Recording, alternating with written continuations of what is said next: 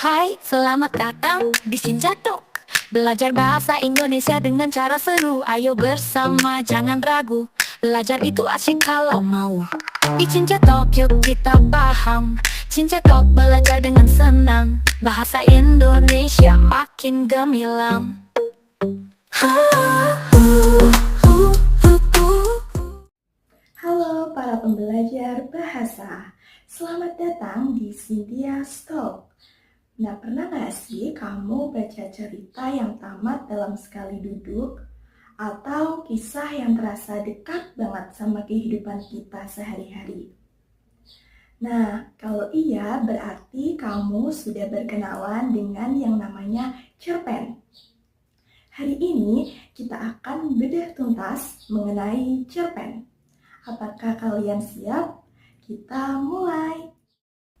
Nah, adapun tujuan pembelajarannya yaitu setelah peserta didik menyimak dan mengamati video pembelajaran ini, diharapkan peserta didik mampu yang pertama menjelaskan definisi dan mengidentifikasi ciri-ciri cerita pendek secara tepat serta membedakannya dari jenis karya fiksi lain. Yang kedua, menguraikan tahapan struktur cerpen mulai dari orientasi, komplikasi, klimaks, resolusi, dan koda, dan menggunakannya untuk memetakan alur cerita. Yang ketiga, mengidentifikasi dan menganalisis secara kritis unsur-unsur intrinsik cerpen, yaitu tema, tokoh, dan penokohan, alur, latar, sudut pandang, gaya bahasa, dan amanat sebagai bekal untuk apresiasi sastra. Nah, apa sih sebenarnya cerpen itu? Nah, sederhananya, cerpen adalah cerita fiksi yang pendek. Panjangnya tidak lebih dari 10.000 kata. Ciri utama dari cerpen yaitu ceritanya padat, punya alur tunggal, dan hanya berfokus pada satu konflik utama yang bisa selesai dalam sekali baca. Nah, agar lebih jelasnya lagi, ingat 5 ciri utama cerpen. Nah, yang pertama, ceritanya jelas, singkat, di bawah 10.000 kata. Kedua, fokusnya cuma satu, tidak bercabang-cabang. Yang ketiga, tokohnya terbatas. Yang keempat, latar tempat dan waktu tidak banyak. Dan yang kelima, temanya biasanya sederhana, dekat dengan kehidupan kita. Mulai dari persahabatan, keluarga, atau perjuangan meraih mimpi.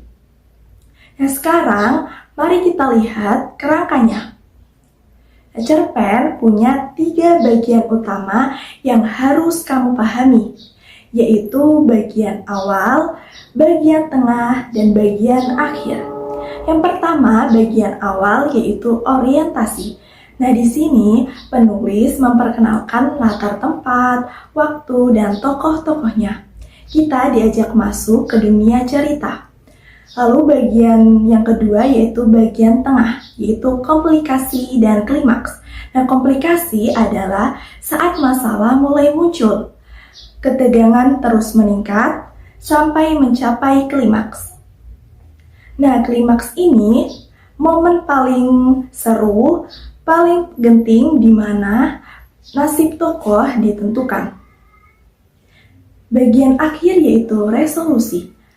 Nah, bagian resolusi ini masalah mulai dipecahkan atau menemukan titik terang. Dan yang terakhir yaitu koda. Nah, koda ini tidak harus ada ya teman-teman. Nah, koda ini berisi penutup atau pesan moral dari cerita. Nah, sekarang kita masuk ke isinya, yaitu unsur intrinsik.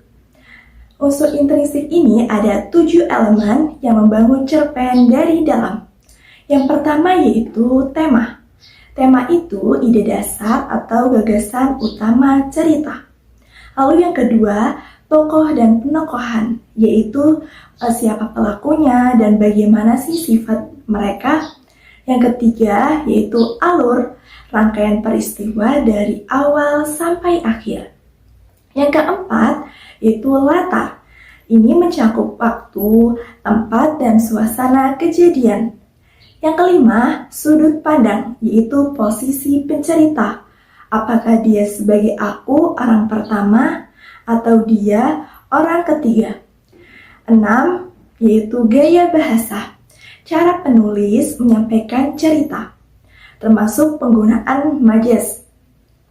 Dan yang paling penting yaitu yang ketujuh, amanat, pesan atau nilai moral yang ingin disampaikan penulis kepada kita sebagai pembaca. Nah, sudah lihat kan? Nah, meskipun cerpen itu pendek, tetapi cerpen itu punya struktur dan isi yang sangat kaya. Nah, mulai sekarang, setiap kalian membaca cerpen, jangan hanya menikmati ceritanya saja, tetapi juga menganalisis apa sih tema dari cerpennya itu, siapa tokoh utamanya, atau bahkan menulis cerpen sendiri. Yuk coba kalian tulis di kolom komentar apa sih cerpen favoritmu dan apa amanat yang kamu dapat dari cerpen itu.